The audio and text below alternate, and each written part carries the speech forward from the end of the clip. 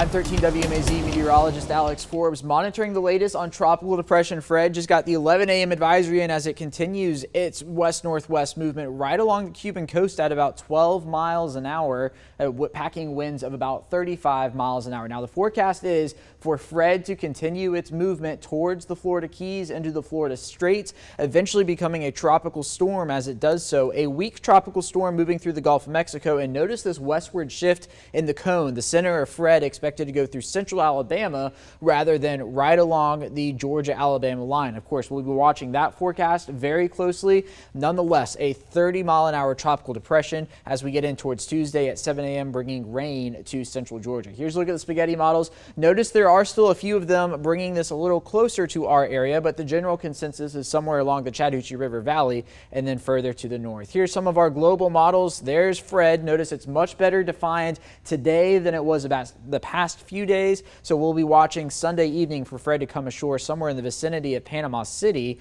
and then roll its way north. And notice our rain really begins Monday evening into Tuesday. That's what both of those models are saying as the piece of energy continues its northward trek. So here's what you need to know for central Georgia. We're looking at 25 to 30 mile an hour gusts. Sustained winds, of course, will be lower than that as the 30 mile an hour tropical depression passes to our west. 2 to 4 inches of rain is what the National Weather Service is saying. Higher amounts will be possible if you get under one of those heavy downpours, and we're watching the threat for severe storms Monday night into Tuesday.